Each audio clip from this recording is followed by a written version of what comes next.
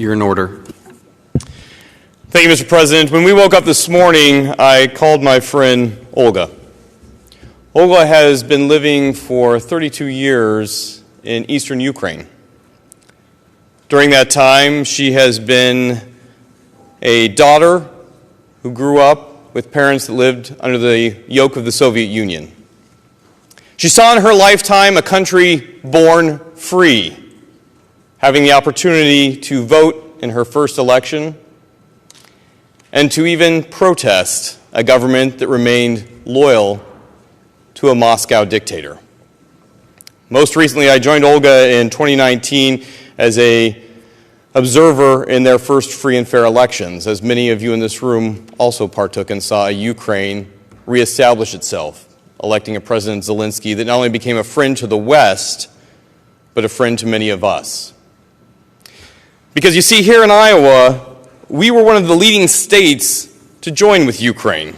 In fact, the state of Iowa's sister state of Cherkasy Oblast, or their state, it has been one of the longest-lasting sister state partnerships in America's history. In my district of Newton, Smila, and in many of your districts here, Oskaloosa and Muscatine, you also have joined in this long, halfway around the world relationship with friends. And we may speak different languages and have different backgrounds, but we believe in a fundamental faith of freedom, the right to express ourselves, and the right to resist.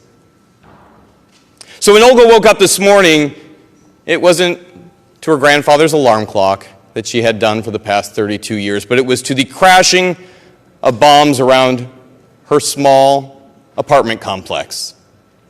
Bombs that leveled the apartment complex next door, killing dozens and injuring more. Bombs that leveled the airbase near her home. And she watched as her fellow countrymen ran to the fallout shelters and raised the alarm just in time so that AAA could take down 2 Russian fighter bombers.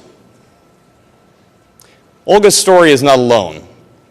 She echoes the resistance of 41 million other Ukrainians standing strong in the face of pure tyranny, of an individual named Vladimir Putin, who will put the lives of his own troops at risk, who will roll into a country that is free and attempt to subjugate it once more to expand his version of an autocratic rule that has not been seen since the time of the Soviet Union. Now, there have been people on both sides of the aisle who have reached out to recognize that this is wrong. There are some who have tried to politicize it, but that's not what I'm talking about today. Today, I am echoing what Senator Shipley did this morning, that we all have an interest in free-loving democracies being able to stand side by side and say no to tyranny. And it's not just because Iowa has a $300 million relationship in sales from our agricultural communities to their agricultural communities. It's not just because 3 million Iowans have reached out to 41 million Ukrainians to say this is important and bigger than any one of us. It's because democracies stand up to tyrants. And when tyrants feel like they have the ability to roll in to a democracy like Ukraine, it emboldens other autocrats. Autocrats in Iran who would strike our friends in Israel, a democracy in the Middle East. It emboldens autocrats in China who would threaten our friends in Taiwan, a democracy in the Pacific. And it threatens democracy right here at home when we don't have the ability to stand up and say no in a meaningful way to an autocrat who would threaten all of Europe, and most importantly, those of us right here in the United States. So this is very much a concern, not just for the world, but for us here in Iowa. These are our friends, these have been our allies, these have been our partners, and we must do more than just sanction Vladimir Putin's oligarch buddies, but take a strong stance against autocracy the world over. Thank you for those who have worked on this. We are continuing to work directly with relief efforts in the area.